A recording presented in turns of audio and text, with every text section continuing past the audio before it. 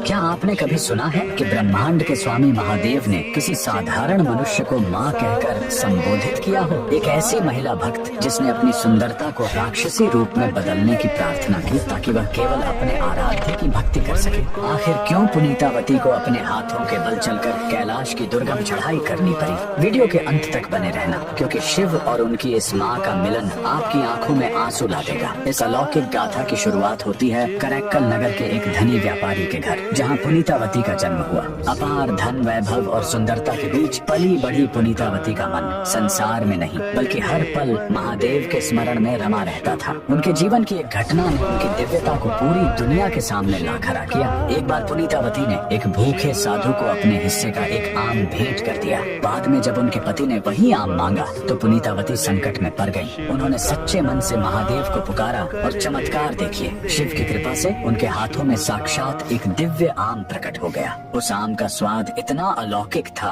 कि उनके पति समझ गए कि पुनीतावती कोई साधारण स्त्री नहीं बल्कि साक्षात देवी का अंश है। पर अफसोस, श्रद्धा के बजाय उनके पति के मन में भय बैठ गया और उन्होंने पुनीतावती का त्याग कर दिया। पति के वियोग ने पुनीतावती को पूरी तरह वैराग्य की ओर धकेल दिया। उन्होंने महादेव से एक ऐसी प्रार्थना की जिसे सुनकर देवता भी दंग रह गए। उन्होंने कहा, हे महादेव, यह सुंदरता और यह कोमल शरीर मुझे आपकी भक्ति से भटका रहे हैं। मुझे ऐसा रूप दे दीजिए जिसे देखकर कोई मुझे छूना तो दूर, देख भी न सके। महादेव ने उनकी पुकार सुनी और देखते ही देखते वह सुंदर स्त्री एक भयानक कंकाल जैसे रूप में बदल गई। इसी अवस्था में वे करैक्कल अमैयार कहलाई। शिव के प्रेम में डूबी अमैयार ने कैलाश की यात्रा शुरू की, लेकिन उनका मानना था कि जिस भूमि पर महादेव के चरण पड़े हों उसे अपने पैरों से छूना पाप है। इसलिए उन्होंने अपने सिर और हाथों के बल चलकर कैलाश की चढ़ाई शुरू कर दी। उनकी इस कठोर और असंभव तपस्या को देखकर साक्षात महादेव का आसन डोल उठा।